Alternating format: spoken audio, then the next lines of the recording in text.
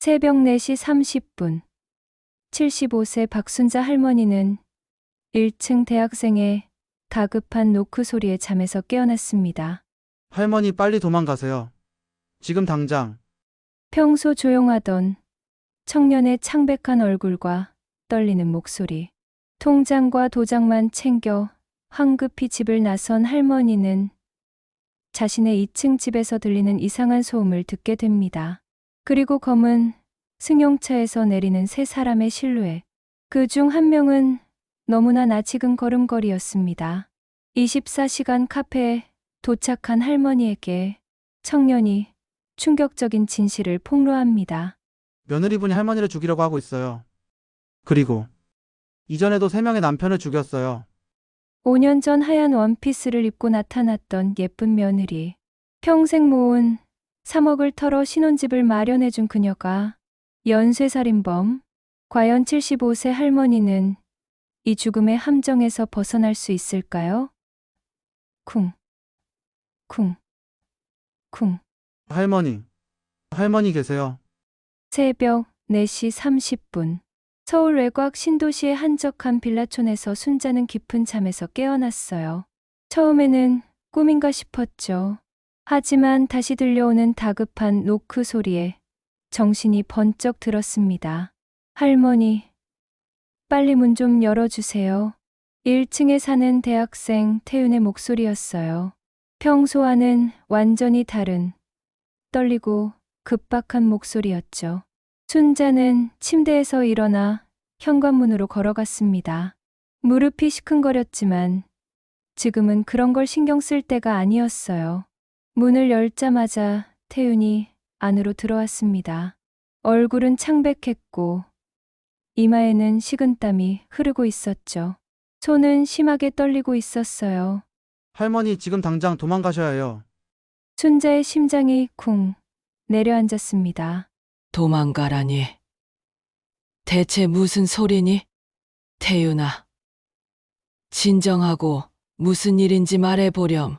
설명할 시간이 없어요. 지금 할머니 집에 누군가 오고 있어요. 위험한 사람들이에요. 태윤의 눈에는 진짜 공포가 서려 있었습니다.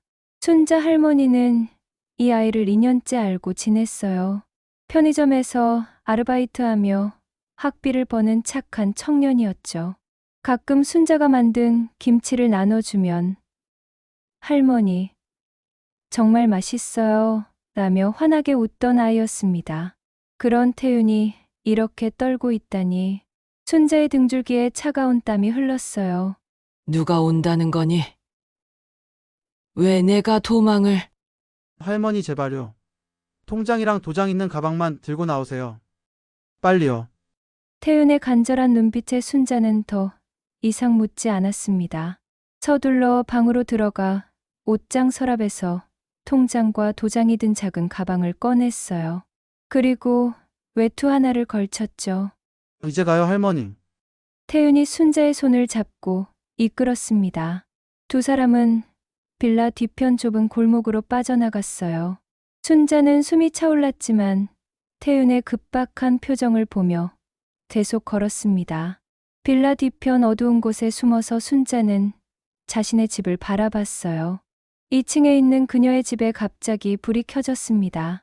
그리고 쿵 하는 무거운 소리가 들렸죠. 누군가 안에서 무엇인가를 뒤지고 있는 것 같았어요. 순자의 가슴이 두근거렸습니다.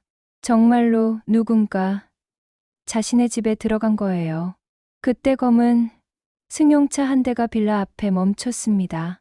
차에서 3명의 인물이 내렸어요. 어둠 때문에 얼굴은 잘 보이지 않았지만 그 중 한 명의 걸음걸이가 낯익었습니다. 순자의 심장이 멎을 것 같았어요. 설마 아니겠지. 태윤이 휴대폰을 꺼내 누군가에게 전화를 걸었습니다. 지금이요. 네, 할머니는 안전해요. 짧은 통화를 마친 태윤이 순자를 다시 이끌었어요. 할머니 일단 24시간 카페로 가요. 거기서 설명드릴게요. 두 사람은 빠른 걸음으로 큰 길로 나왔습니다. 새벽 거리는 텅 비어 있었고 가로등만이 희미하게 빛나고 있었죠. 순자는 걸으면서 계속 생각했어요. 대체 무슨 일이 일어나고 있는 걸까? 75년을 살면서 이런 일은 처음이었습니다. 평범한 할머니의 평범한 일상이 한순간에 무너져 내린 것 같았어요. 순자의 마음속에서 뭔가가 툭 하고 끊어지는 느낌이 들었습니다. 10분쯤 걸어서 도착한 스문의 시간 카페는 환하게 불이 켜져 있었어요. 태윤이 문을 열고 들어가자 따뜻한 공기가 두 사람을 감쌌습니다. 카페 안에는 새벽임에도 몇 명의 손님이 있었죠. 구석자리에 앉은 순자는 이제야 조금 안심이 되었어요. 태윤이 따뜻한 차를 주문하고 돌아왔습니다. 할머니 놀라셨죠? 죄송해요. 태윤아, 이제 설명해 주겠니? 대체 무슨 일이야? 태윤이 심호흡을 했습니다. 그리고 조심스럽게 말을 꺼냈어요. 할머니 이제 시작이거든요. 할머니를 지키기 위한 작전이 시작된 거예요. 순자는 태윤을 멍하니 바라봤습니다. 작전이라니. 무슨 작전을 말하는 걸까요? 그때 순자의 머릿속에 한 사람의 얼굴이 떠올랐어요. 5년 전 아들이 데려온 예쁜 여자. 하얀 원피스를 입고 나타나 어머님, 잘 부탁드려요 라며 공손히 인사하던 그녀. 며느리 은영이었습니다. 처음 만났을 때 은영은 정말 천사 같았어요. 예쁘고 예의 바르고 상냥했죠. 아들 민수가 그렇게 좋은 여자를 만났다니 순자는 정말 기뻤습니다. 평생 모은 3억 원을 털어 신혼집 전세금을 마련해 줬을 정도였으니까요. 하지만 시간이 지나면서 은영은 조금씩 변하기 시작했어요. 아니, 어쩌면 원래 모습을 드러낸 것일지도 모르죠. 남편이 세상을 떠난 후 은영과 함께 살게 되면서 순자의 삶은 지옥이 되어갔습니다. 어머니, 왜 그렇게 TV 소리를 크게 틀어요? 시끄러워 죽겠네.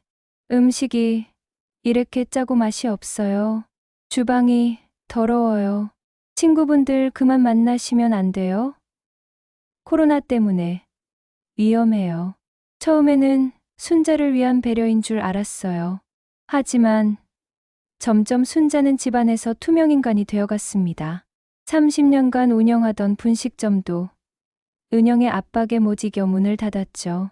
어머님, 이제 나이도 있으신데 요양원 어때요?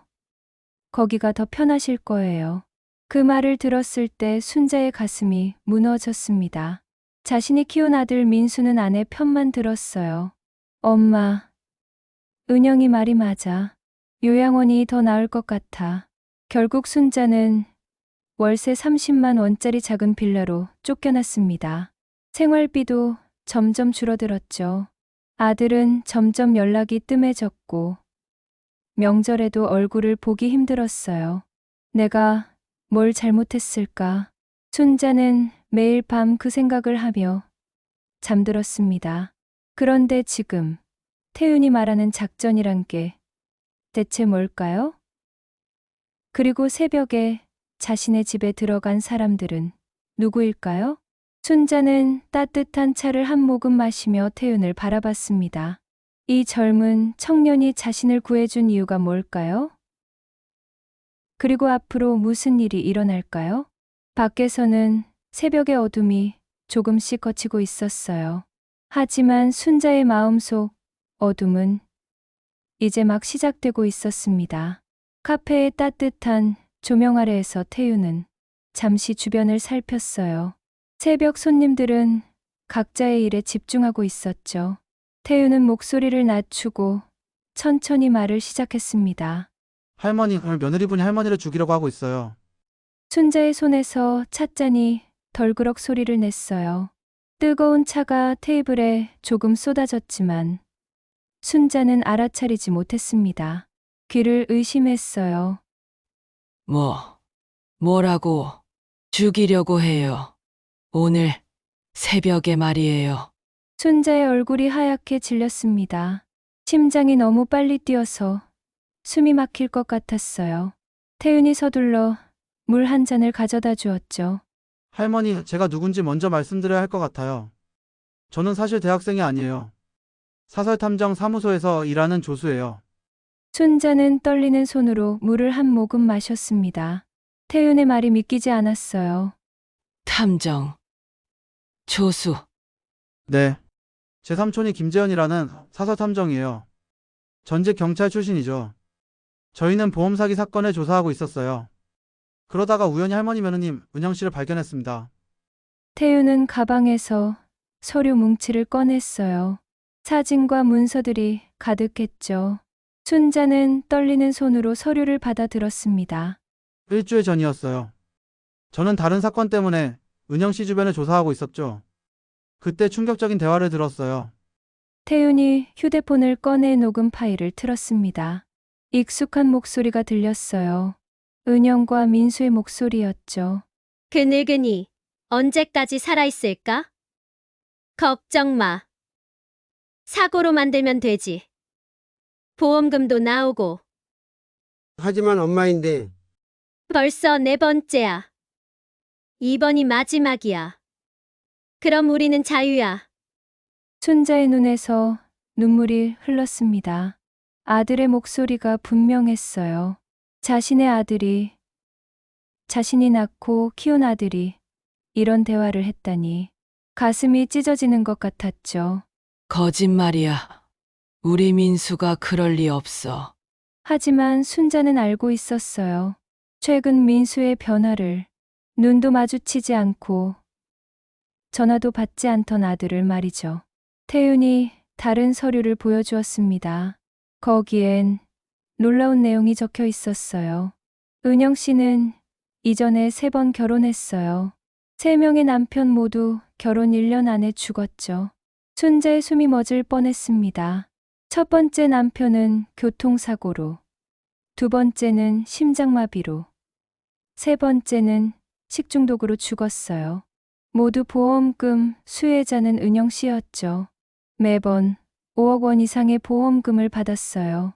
순자는 서류를 내려놓았습니다. 손이 너무 떨려서 더 이상 볼 수가 없었어요. 그럼 민수도. 네. 민수 씨가 4번째 타겟이에요. 그리고 할머니는 그 다음이죠. 할머니 명의로 된 보험과 남은 재산을 노리고 있어요. 순자의 마음속에서 무언가가 와르르 무너졌습니다. 5년 전의 기억이 떠올랐어요. 은영을 처음 만난 날, 하얀 원피스를 입은 36살의 예쁜 여자. 어머님, 정말 좋은 분이시네요 라며 웃던 얼굴. 순자는 그 미소에 속았던 거예요. 결혼 준비를 하면서 은영은 더욱 다정했죠. 어머님이 계셔서 정말 든든해요라고 말하며 순자의 손을 꼭 잡았었어요. 순자는 기뻐서 평생 모은 3억 원을 모두 내놓았습니다. 남편이 암으로 세상을 떠난 후 순자는 더욱 외로웠어요. 그때 은영이 말했죠. 어머님, 저희 집으로 오세요. 혼자 계시면 쓸쓸하잖아요. 순자는 고마웠습니다. 하지만 함께 살기 시작하면서 모든 게 달라졌어요. 어머님, 김치는 제가 담글게요. 어머님 것은 너무 짜요. TV 소리 좀 줄여주세요. 머리가 아파요. 친구분들은 밖에서 만나세요. 집이 너무 시끄러워져요.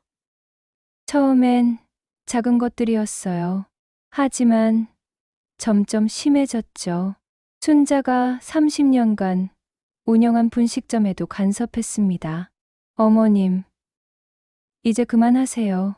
나이도 있으신데 힘드시잖아요. 결국 순자는 가게를 닫았어요. 평생의 보람이었던 가게를 말이죠. 그리고 코로나가 시작되었을 때 은영은 본색을 드러냈습니다. 어머님, 코로나 검사 받고 오세요. 혹시 모르니까 방에 계세요. 순자는 방에 갇혔어요. 하루 종일 아무도 찾아오지 않았죠.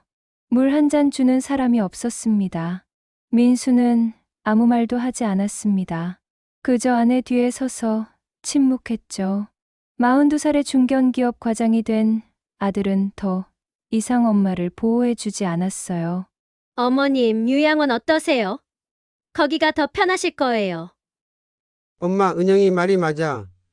요양원이 나을 것 같아. 아들의 그 말에 순자의 마지막 희망마저 사라졌습니다. 결국 월세 30만 원짜리 작은 빌라로 쫓겨났죠. 생활비도 처음엔 50만 원, 다음엔 30만 원, 이제는 20만 원으로 줄었어요. 할머니, 태윤의 목소리에 순자는 현실로 돌아왔습니다. 눈물로 얼룩진 얼굴을 닦으며 태윤을 바라봤어요. 그래서 어떻게 하면 되니? 저희가 할머니를 지켜드릴게요. 하지만 할머니도 도와주셔야 해요. 태윤의 눈빛이 진지했습니다. 순자는 고개를 끄덕였어요. 이제는 더 이상 당하고만 있을 수 없었죠. 그때 태윤의 휴대폰이 울렸습니다. 태윤이 전화를 받더니 얼굴이 굳어졌어요. 네, 삼촌. 알겠습니다. 전화를 끊은 태윤이 순자를 바라봤습니다. 할머니, 은영 씨가 할머니를 찾고 있어요. 경찰에 실종 신고를 하려고 한대요.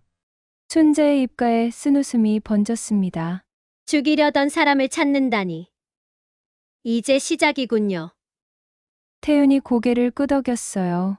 네, 이제 진짜 싸움이 시작됩니다.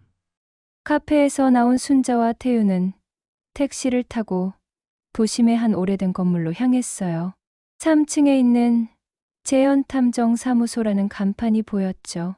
문을 열고 들어가자 깔끔한 사무실이 나타났습니다. 책상 뒤에 앉아있던 한 남자가 일어섰어요. 50살 정도로 보이는 그는 날카로운 눈매를 가지고 있었지만 미소는 따뜻했습니다. 어머니 안녕하세요. 김재현입니다. 놀라셨죠? 재현은 순자에게 의자를 권했어요. 순자는 아직도 현실이 믿기지 않았습니다. 탐정 사무소라니 영화에서나 보던 곳이었죠. 태윤아 다 설명드렸니? 네, 대충은 말씀드렸어요. 하지만 믿기가 어려워서. 재현이 노트북을 열었습니다. 화면에는 빌라의 CCTV 영상이 떴어요. 어머니 이걸 보세요. 오늘 새벽 3시 50분 영상입니다. 영상 속에서 검은 옷을 입은 세 사람이 빌라로 들어가고 있었어요. 그중 2명은 분명 은영과 민수였습니다. 순자의 가슴이 다시 아파왔어요. 정말 민수가 내 아들이 재현이 다른 파일을 열었습니다. 이번엔 음성 파일이었어요. 제가 어머니 방에 미리 녹음기를 설치해뒀거든요. 들어보세요. 스피커에서 은영의 차가운 목소리가 흘러나왔습니다. 창문 쪽으로 끌고 가. 추락사로 만들자. 근데 어머니가 깨면 어떻게 해? 약을 먹였잖아. 안 깰 거야. 창문에서 떨어진 것처럼 보이게 해야 해. 자살로 보이면 더 좋고. 순자는 귀를 막고 싶었어요. 하지만 들어야 했습니다. 이게 현실이니까요. 재현이 녹음을 멈췄어요. 그의 표정이 심각해졌습니다. 어머니 문제가 있어요. 이 증거만으로는 미수에 그칠 가능성이 높아요. 무슨 말이유? 실제로 어머니를 해치지 못했으니까요. 계획만 세운 거라고 변명할 수 있어요. 순자의 얼굴이 창백해졌습니다. 그럼 은영이 또 누군가를 해칠 수 있다는 거잖아요. 그래서 우리가 함정을 파야 해요. 현행범으로 잡아야 합니다. 태윤이 지도를 펼쳤어요. 빌라 주변이 자세히 그려져 있었죠. 할머니가 살아있다는 소문을 퍼뜨릴 거예요. 그럼 은영 씨가 다시 움직일 겁니다. 순자는 무서웠어요. 하지만 동시에 분노가 치밀어 올랐습니다. 더 이상 당하고만 있을 수는 없었죠. 어떻게 하면 되니? 재현이 계획을 설명했어요. 할머니가 가 동네 친구들에게 전화하세요. 친구 집에서 잤는데 집에 도둑이 들었다고요. 그럼 할머니 며느리 은영이가 알게 되겠네. 네, 그게 목적이에요. 은영 씨는 분명 어머니를 확인하러 올 거예요. 그리고 재현이 작은 병을 꺼냈습니다. 독이 든 음료를 가져올 거예요. 우리는 그걸 바꿔치기 할 겁니다. 순자는 고개를 끄덕였어요. 그런데 갑자기 민수의 얼굴이 떠올랐습니다. 어릴 때 엄마 사랑해요라고 말하던 아들이요. 민수도 감옥에 가는 거니? 재현이 순자의 손을 살며시 잡았어요. 어머니 힘드시겠지만 민수 씨도 공범이에요. 처벌받아야 합니다. 순자의 눈에서 눈물이 흘렀어요. 하지만 마음은 단단해졌습니다. 아들이라도 잘못은 잘못이니까요. 다음 날 아침, 순자는 친구들에게 전화를 걸었어요. 영희야, 나야. 어제 내 집에서 잤잖아. 그런데 우리 집에 도둑이 들었대. 소문은 빠르게 퍼졌어요. 동네 사람들이 모두 알게 되었죠. 그리고 예상대로 은영에게서 전화가 왔습니다. 어머니, 괜찮으세요? 집에 도둑이 들었다면서요? 은영의 목소리는 걱정스러웠어요. 연기를 하는 거겠죠. 응. 괜찮아. 지금 집에 가려고 해. 제가 갈게요. 혼자 가시면 위험해요. 홍삼 음료도 가져갈게요. 순자는 속으로 냉소를 지었어요. 홍삼, 음료라. 독이 든 음료겠죠. 재현과 태유는 빌라 주변에 카메라를 설치했어요. 경찰도 근처에서 대기하고 있었죠. 모든 준비가 끝났습니다. 순자는 집으로 돌아갔어요. 거실에 앉아 은영을 기다렸죠. 심장이 빠르게 뛰었지만 두렵지 않았어요. 30분 후 초인종이 울렸습니다. 어머니, 저예요. 은영이에요. 순자가 문을 열자 은영이 환하게 웃으며 들어왔어요. 손에는 홍삼 음료 봉지가 들려 있었죠. 어머니, 얼마나 놀라셨어요. 이거 드시고 기운 차리세요. 은영이 음료를 따라 주었어요. 순자는 잔을 받아들었습니다. 그리고 화장실에 간다는 핑계로 자리를 비웠죠. 태윤이 미리 준비한 가짜 음료로 바꿔치기 하기 위해서였어요. 화장실에서 순자는 거울을 봤습니다. 75살의 주름진 얼굴이지만 눈빛은 살아있었어요. 이제 더 이상 당하지 않아. 정의를 실현할 거야.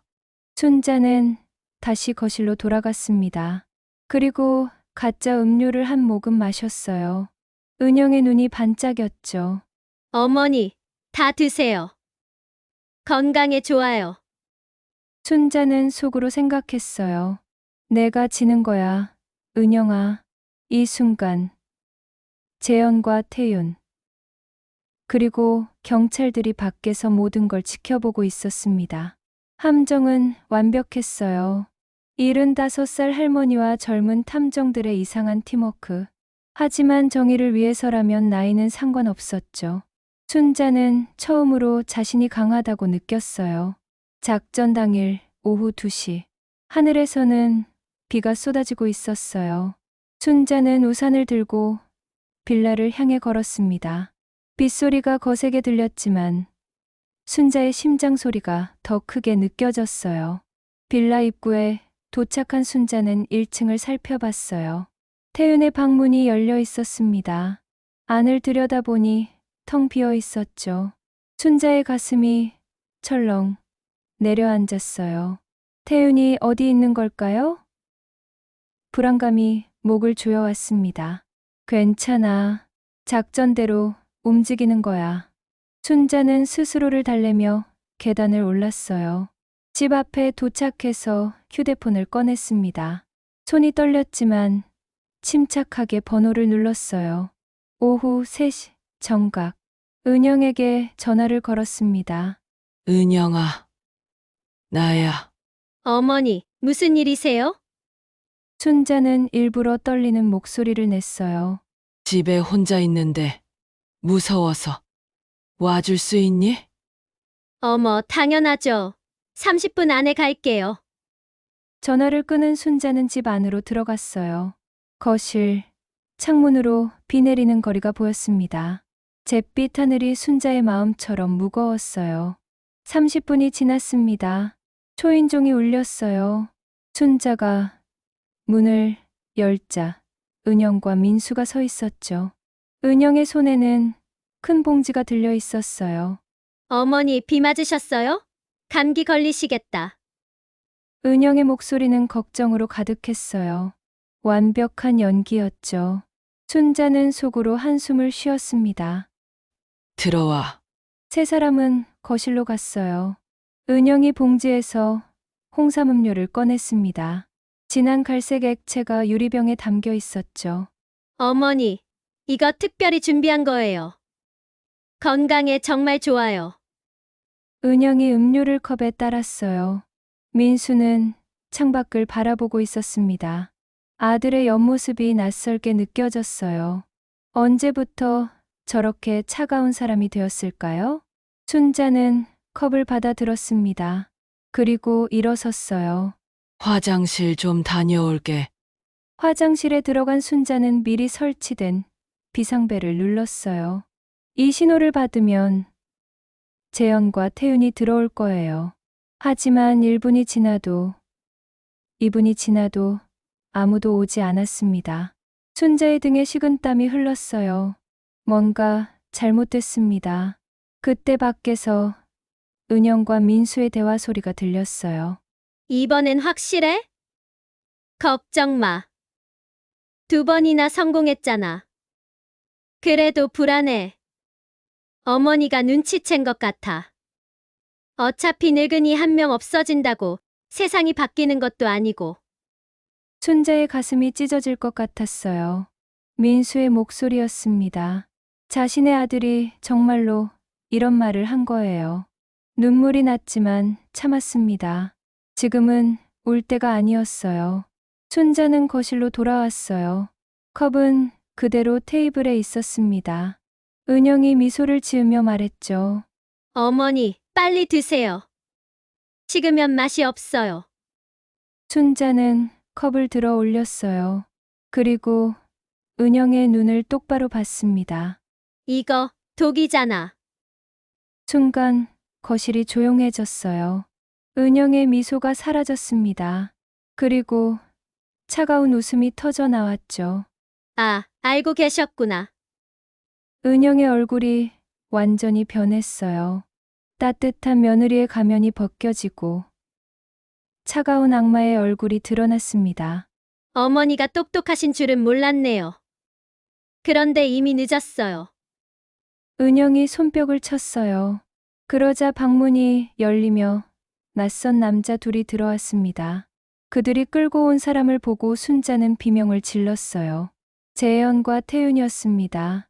두 사람은 손이 묶여 있었고 입에는 테이프가 붙어 있었어요. 놀라셨어요? 사실 며칠 전부터 어머니를 지켜보고 있었거든요. 탐정을 고용한 것도 다 알아요. 은영이 태윤의 머리를 잡아당겼어요.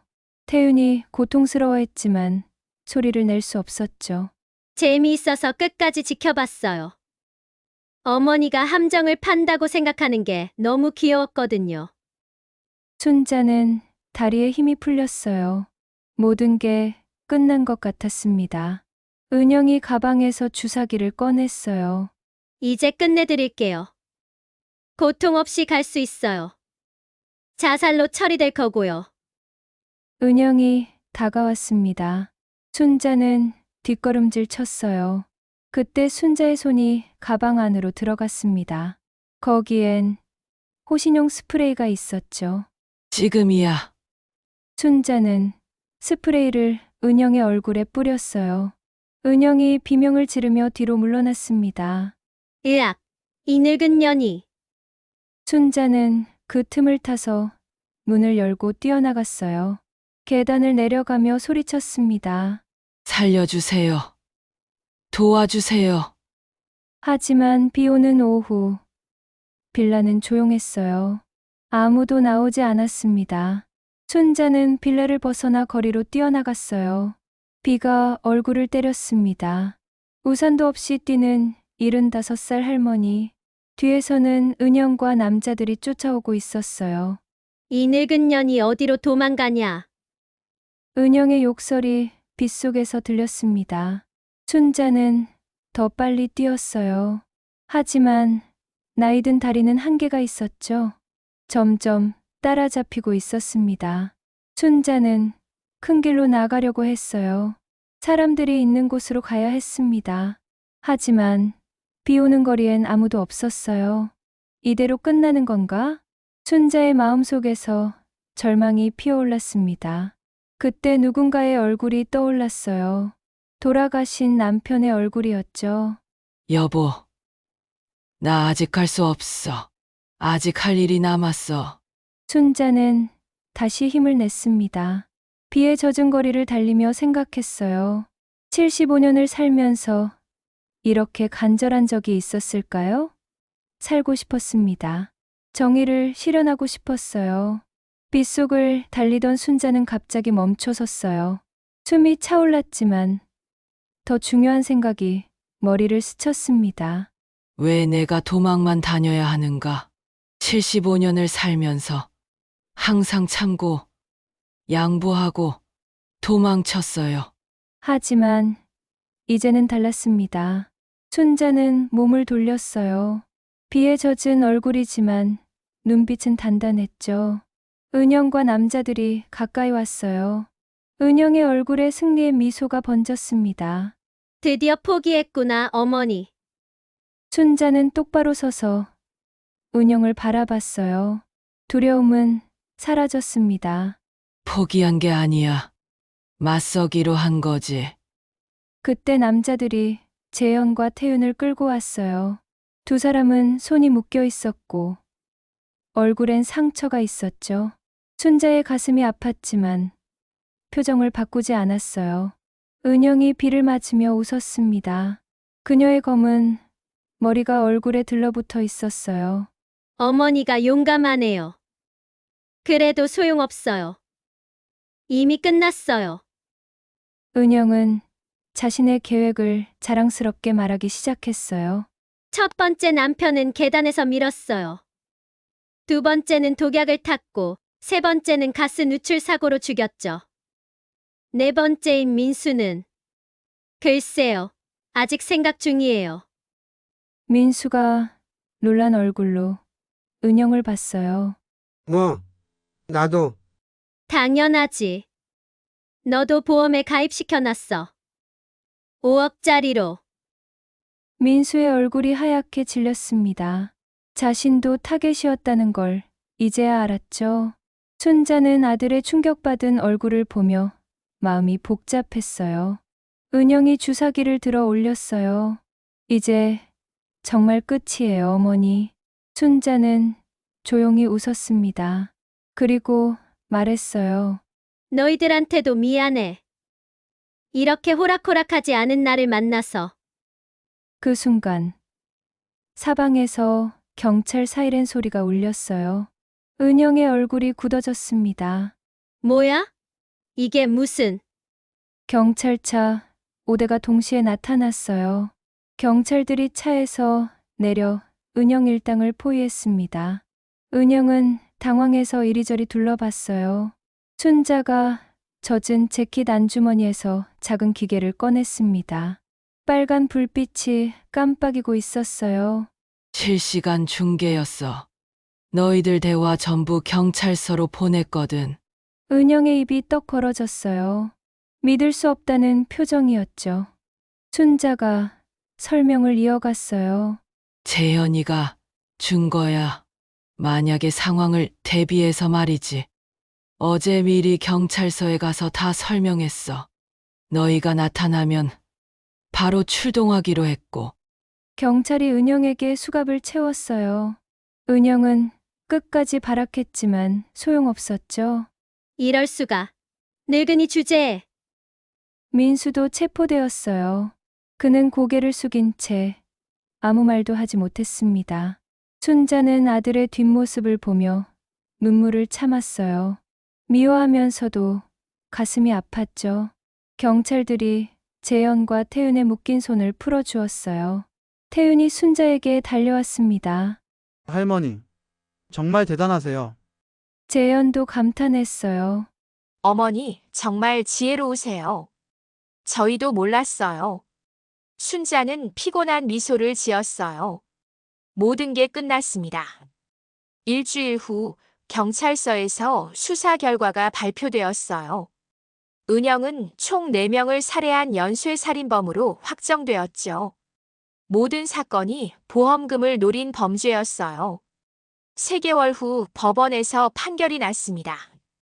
은영은 징역 30년을 선고받았어요. 민수는 공범이었지만 실제 살인에는 가담하지 않아서 집행유예와 200시간의 사회봉사 명령을 받았죠. 판결 후 민수가 어머니 순자를 찾아왔어요. 구치소에서 나온 그는 많이 수척해 보였습니다. 엄마, 죄송해요. 순자는 아들을 묵묵히 바라봤어요. 미움과 사랑이 동시에 느껴졌죠. 앞으로 어떻게 살 거니? 다시 시작하려고요. 제대로 살겠습니다. 순자는 고개를 끄덕였어요. 용서는 시간이 필요했지만 희망은 있었습니다. 6개월이 지났어요. 순자는 새로운 일을 시작했습니다. 실버 세이프라는 노인 상담소를 열었죠. 같은 처지의 노인들을 돕는 일이었어요. 재영과 태유는 자주 찾아왔습니다. 어려운 사건이 있으면 순자에게 조언을 구했죠. 75살의 지혜는 젊은 탐정들에게 큰 도움이 되었어요. 어느 날 한 할머니가 상담소를 찾아왔어요. 저 사기를 당한 것 같아요. 도와주세요. 순자는 따뜻하게 맞이했습니다. 걱정 마세요. 제가 도와드릴게요. 그 후로도 많은 사람들이 찾아왔어요.